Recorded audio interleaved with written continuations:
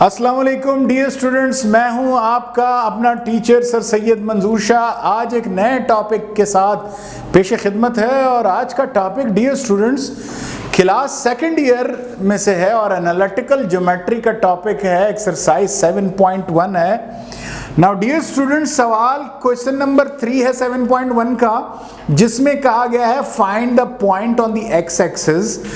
Point को मालूम कीजिए एक्स एक्सिस पर which is under root 41 units away from -5 और 5 है। जैसे कि स्क्रीन पर आपके पास जाहिर हो रहा है और उसमें वर्डिंग आ रही है कि -5 और -7 और 5 से एक्स एक्सिस तक का जो डिस्टेंस है वो अंडर रूट 41 है। नाउ डियर स्टूडेंट्स, सबसे पहले हम एक रफ सी डायग्राम आपको समझाने के लिए, सवाल को समझाने के लिए ड्रॉ करते हैं और इसकी जो एक्रेडिटेड यानी कि सही डायग्राम है वो सवाल के आखिर में ग्राफ में हम लोग आपको बना के देंगे। नाउ डियर स्टूडेंट्स, आप जरा देखिएगा, सवाल कहता है कि पॉइंट ए जो है -7 और 5 है और उसका एक्स एक्सिस तक का जो डिस्टेंस है जिस पर हमने एक्स एक्सिस पर पॉइंट लगाया है बी, और चूंकि एक्स एक्सिस पर हमारे पास y कोऑर्डिनेट 0 होता है डियर स्टूडेंट और x हमें मालूम नहीं है और यही x कोऑर्डिनेट हमने मालूम करना है। तो कहता है कि a से लेकर b तक का जो डिस्टेंस है डियर स्टूडेंट्स वो अंडर रूट 41 यूनिट्स है। नाउ डियर स्टूडेंट्स, हम क्या करेंगे, सबसे पहले हमारे पास हम एक लाइन को ड्रॉ करेंगे पॉइंट ए से जो कि कोऑर्डिनेट्स -7 और 5 है, सेकंड क्वाड्रेंट में है, और पॉइंट बी तक जो कि एक्स एक्सिस पर है, एक्स और 0 कोऑर्डिनेट्स है। नाउ डियर स्टूडेंट्स, जो डिस्टेंस है ए बी का, चूंकि ए बी को जब हम डिस्टेंस मालूम करते हैं तो मॉड में लिखते हैं, जो लाइन सेगमेंट ए बी है उसका जो डिस्टेंस है वो अंडर रूट 41 यूनिट्स है। डियर स्टूडेंट्स, जो पॉइंट एक्स एक्सिस पर है बी उसको हमने क्या करना है, मालूम करना है। तो डियर स्टूडेंट, सबसे पहले क्या करेंगे कि डिस्टेंस का फॉर्मूला हमें मालूम होना चाहिए जो कि d is equal to under root x2 minus x1 whole square plus y2 minus y1 whole square है। नाउ डियर स्टूडेंट्स, अब क्या करेंगे कि डिस्टेंस चूंकि हमारे पास a से लेकर b तक है तो हमने ए बी मॉड लिखा। नाउ डियर स्टूडेंट्स, एक बात मद्देनजर रखिएगा कि जहां से पॉइंट स्टार्ट होता है, जैसे कि पॉइंट ए से हमने स्टार्ट लिया है तो ये हमारे पास x1 और y1 कोऑर्डिनेट्स रिप्रेजेंट करेगा और जहां पे एंड हो रहा है वो x2 और y2 के कोऑर्डिनेट्स रिप्रेजेंट करेगा ताकि हमें फॉर्मूले में पुट करने में आसानी हो। नाउ डियर स्टूडेंट, x2 हमारे पास क्या है, x है माइनस, और x1 हमारे पास क्या है, -7 है। नाउ डियर स्टूडेंट्स, हम क्या करेंगे, होल स्क्वायर प्लस y2 हमारे पास 0 है माइनस, और y1 हमारे पास क्या है, 5 है। नाउ डियर स्टूडेंट्स, अब क्या होगा कि माइनस से मल्टीप्लाई होने के बाद x प्लस 7 होल स्क्वायर आ जाएगा और 0 माइनस 5 होल स्क्वायर आ जाएगा।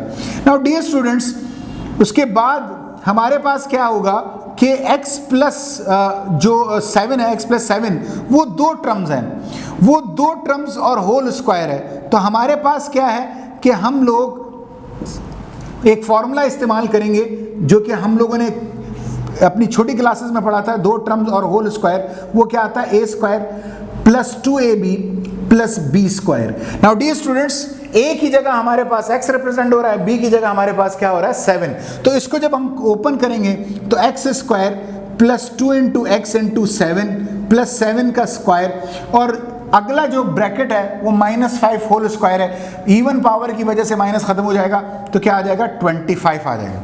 नाउ डियर स्टूडेंट्स, आगे चलते हैं और इसको हल करते हैं। हमारे पास अब क्या होगा कि A B mod under root X square 2 जो है वो 7 से मल्टीप्लाई होने के बाद क्या आ जाएगा, 14 आ जाएगा, 7 का स्क्वायर 49 आ जाएगा डियर स्टूडेंट्स, और साथ में प्लस 25 आएगा। नाउ डियर स्टूडेंट्स, आपको पहले ही बताया कि ए बी मॉड यानी ए बी का जो डिस्टेंस है वो अंडर रूट 41 है, तो आप ए बी की जगह क्या पुट कर दीजिए, 41 अंडर रूट पुट कीजिए और राइट हैंड साइड पे एक्स स्क्वायर प्लस 14x आ जाएगा और 49 और 25 प्लस होके 74 बन जाएंगे। नाउ डियर स्टूडेंट्स, अब क्या करना है, हमने इंडाइसिस रूल को अप्लाई करते हुए क्या करेंगे, अंडर रूट को कैंसिल आउट कर देंगे। ये इंडाइसिस रूल लगा है। उसके बाद क्या आ जाएगा, 41 is equal to X square plus 14x plus 74 आ जाएगा।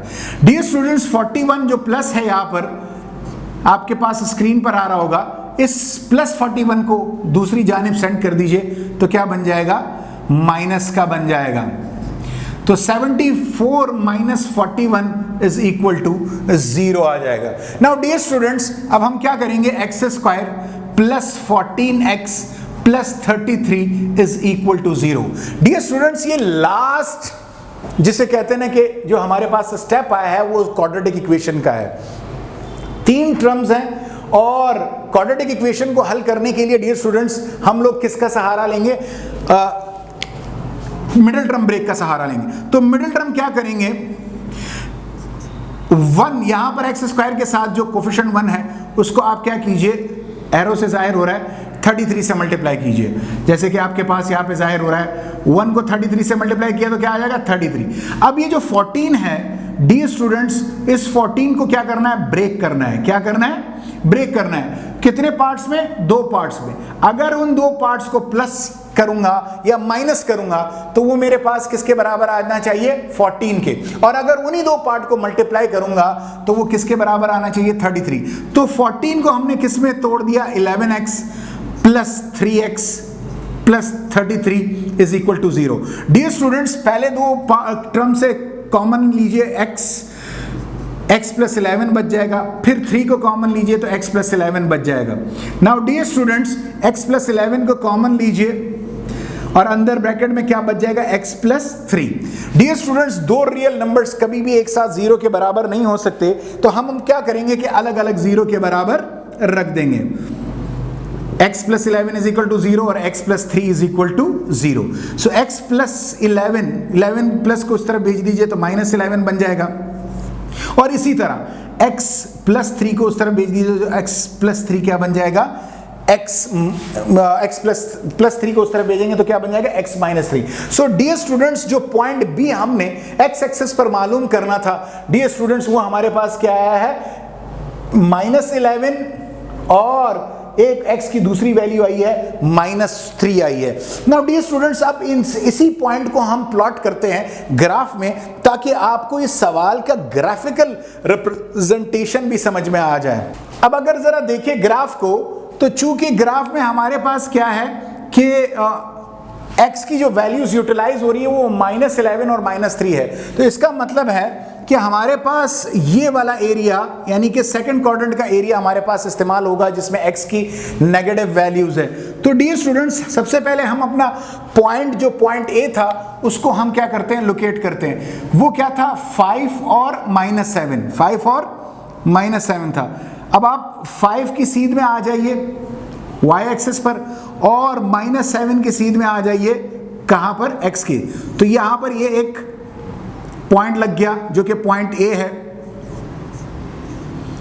पॉइंट A है -7 और 5। दूसरा जो पॉइंट है जो कि हमारे पास हमने x एक्सिस पर लगाना है, वो उसमें x की वैल्यू -11 आई है। तो डियर स्टूडेंट्स, ये -11 वाले पॉइंट पर आप लगा दीजिए, ये पॉइंट हमारे पास B आ जाएगा और इसमें x की जो वैल्यू है वो -11 और y की वैल्यू x एक्सिस पर क्या आती है डियर स्टूडेंट्स, 0 आती है। तो डियर स्टूडेंट्स, इस -11 वाले पॉइंट x एक्सिस से लेकर पॉइंट A तक, यानी पॉइंट A से लेकर पॉइंट B तक अगर आप कैलकुलेट करते हैं तो आपके पास जो डिस्टेंस आता है वो √41 आता है। ये तो एक लाइन होगी। चूंकि हमारे पास x की 2 वैल्यूज आई है तो ये 2 पॉइंट्स हमारे पास जाहिर कर रहा है। दूसरा पॉइंट हमारे पास क्या है, x इज इक्वल टू -3। तो डियर स्टूडेंट्स, हम क्या करेंगे, जो x इज इक्वल टू -3 है वहां पे भी हम लोग क्या कर लेंगे, एक पॉइंट लगा देंगे। ये अब हमारे पास दूसरी लाइन है, ठीक। इसको हमने क्या कर दिया, B बार कह दिया। क्या कह दिया, B बार। अब यहां पर x की वैल्यू -3 है और x एक्सिस पर जो वैल्यू है वो क्या है, 0 है। तो एक जो लाइन यहां से पॉइंट A से लेकर B बार तक, पॉइंट A से लेकर B बार तक जो लाइन ड्रॉ होगी वो भी √41 होगी डियर स्टूडेंट्स।